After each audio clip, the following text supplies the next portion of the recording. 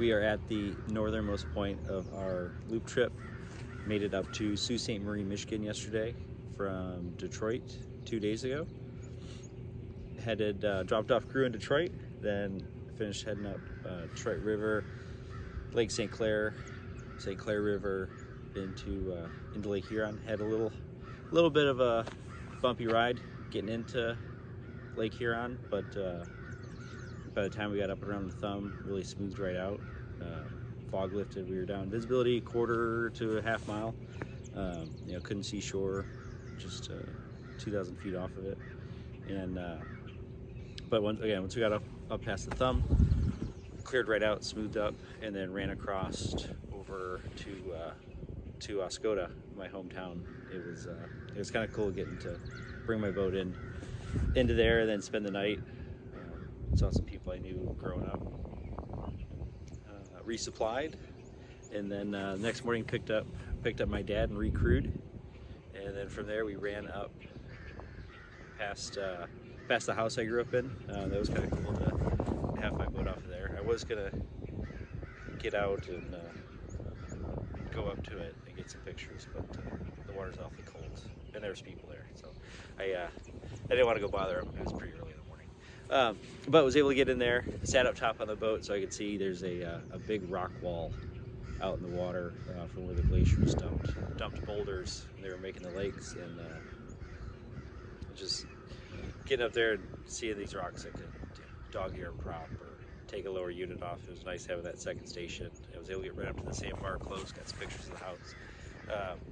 The lakes are actually so high right now that there used to be a big dune in front of our house. It's totally gone now. But then from there, continued to head north. Lake Huron was terrific yesterday. Some spots it was smooth as glass. I mean, just absolutely gorgeous. You'll see in the pictures and videos from today, or in this one. But it was great. Made our way up past Alpena, a bunch of lighthouses, past Rogers City, up to 40 Mile Point Lighthouse, and then from there ran up to the St. Mary's River, which connects Lake Superior, Lake Huron, and that's what brought us up to Sault Ste. Michigan, where we're at right now. You can see behind me is the Valley Camp. It's an old steamer that sailed the lakes. It's now a museum ship. I got to tour it when I was a kid. We came up here camping one summer. A lot of cool artifacts. It even has one of the lifeboats from the Edmund Fitzgerald in it. It did that. I don't know if it still does. We didn't go in yesterday, but yesterday we did pick up another crew in for the day. My buddy Andy, who lives up here. We were friends since high school. In fact, we were both sea cadets. And went through the locks up into the Lake Superior's waters yesterday.